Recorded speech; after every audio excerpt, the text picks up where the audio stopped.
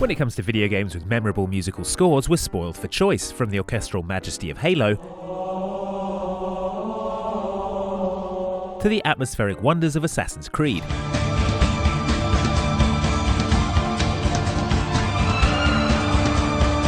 In contrast to these custom-made soundtracks, games with great bits of licensed music are relatively rare. That is to say, games don't often bring in pre-existing songs to provide some musical oomph. When they do license recognisable songs, however, and weave them into a chosen scene or gameplay sequence, they create moments of supreme awesomeness, or at least unforgettable weirdness. More of these, please. All my fights end like this.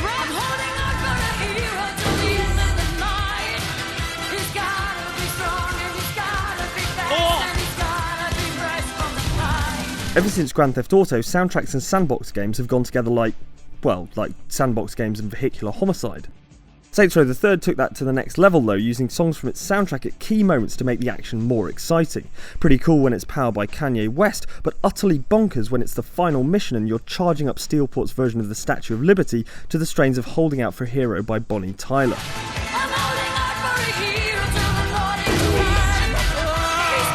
It may seem ridiculous, but this is a game with a very important message. The moral of the story is anyone can be a hero, even if you're a nude from the waist down, bra-wearing psychobilly cockney.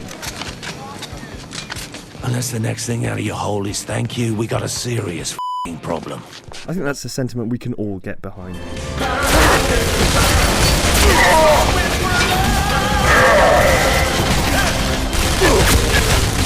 Sci-fi shooter BulletStorm takes place in the 26th century, so 1970s disco tunes must sound to jerkbag hero Grayson Hunt like Renaissance chamber music does to us.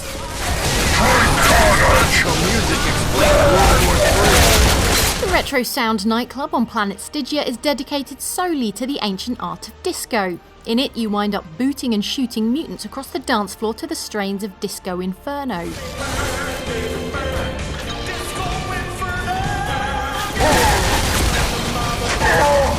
It's a gloriously silly sequence and suits BulletStorm's sense of tongue-in-cheek juvenile humour down to the ground.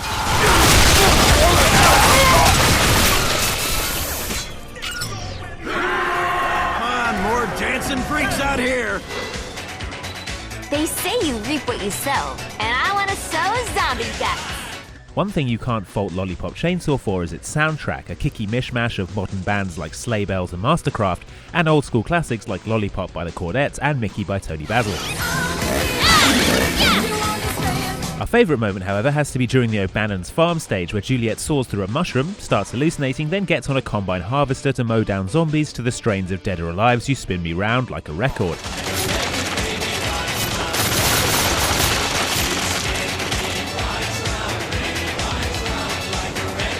You zombie douchebags! Utterly bonkers.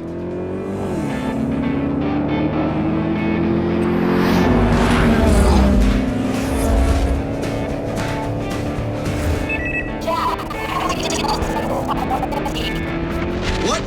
Speak up! One of the few things that the worst Need for Speed game in recent memory got right was its soundtrack. When you're about to embark on a road trip across the entirety of the United States, you're going to want some appropriate tunes, like On the Road Again by Canned Heat.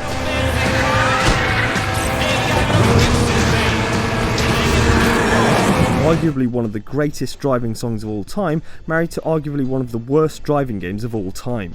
This is pretty much the sole high point of the entire experience. Still, we know what we'll be slapping on our custom soundtrack when the crew arrives on Xbox One. God only knows what might be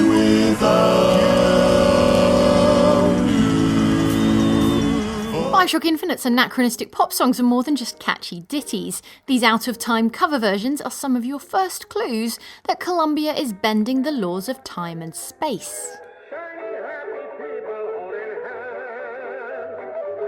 I mean, as well as it being a floating city in the sky. Two moments especially stick in memory. One is on Battleship Bay after you've washed ashore and gradually realised you're listening to a Cyndi Lauper cover. What on earth is going on, you wonder? It almost looks like a real ocean. It's just a set of elaborate pumps and rain catchers. The other moment happens as you're exploring the streets for the first time and encounter this delightful barbershop quartet. I may not always love you. You'll never never forget the moment you realise they're singing God Only Knows by the Beach Boys. And then, after you finish the game, you'll realise the true significance of the lyrics God Only Knows What I'd Be Without You. Makes you think. Step in front of a runaway train, just to feel alive again. As anyone who's played Red Dead Redemption will know, getting into Mexico is a bit of a hassle as you spend most of the time being given the runaround by various snake oil salesmen. We seem to be wasting time, old man. Oh, patience, my friend. Grave robbers. A glass eye! It's a glass eye! Stop with the tears and help me with Williamson's gang. And offensive national stereotypes. I'm starting to think you're soft on me, Johnny boy. Can't even sneeze these days without you being there to catch the drips. This is your last chance, you good-for-nothing shyster. You've already wasted too much of my time. But once you finally do make it to Mexico, your ride into this new land is soundtracked by Far Away by Jose Gonzalez, a haunting guitar tune that combines with the wide open spaces of the Mexican countryside and the struggles of John Marston to create a spellbinding scene. Good work, Rockstar. It's so far away. It's so far away.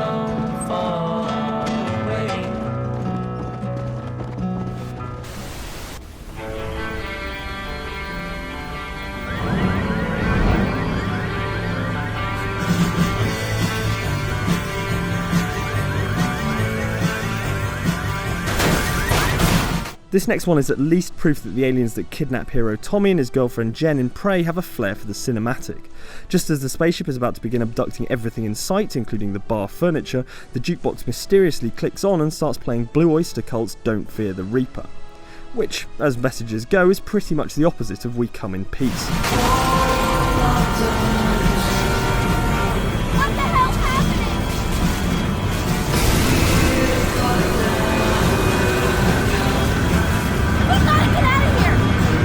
I for one bow to our new alien overlords, mainly because of their impeccable taste in mid-70s psychedelic rock. Bit of a shame that after this strong prologue it turns into an almost completely generic shooter, aboard a spaceship filled with those alien anus doors that inexplicably find their way into terrible sci-fi games.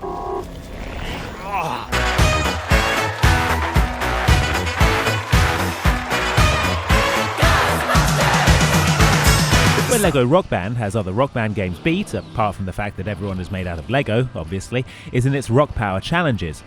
In these, your band of adorable blocky rock stars have to use the power of rock to overcome a typical challenge that a band might face, such as defeating a giant octopus,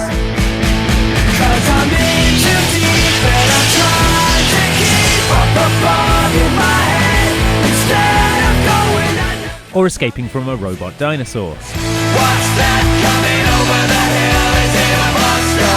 Is it a monster? The cleverest, however, is the use of Ray Parker Jr.'s Ghostbusters to soundtrack you clearing an old mansion of its spectral inhabitants.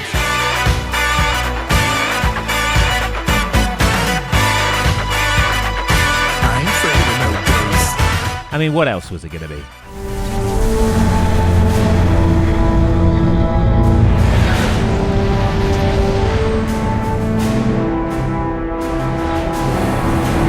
Back to 2007. You're completing Mass Effect 1 for the first time ever.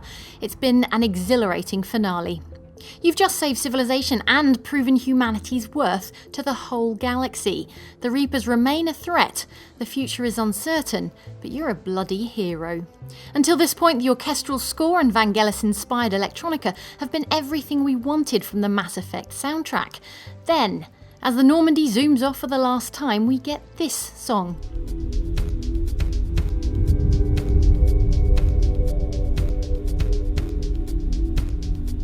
This darkly moody electronic rock number is M4 Part 2 by Faunts, a little-known band from BioWare's hometown of Edmonton, Canada. It plays over the ending credits and still sends a shiver down my spine today.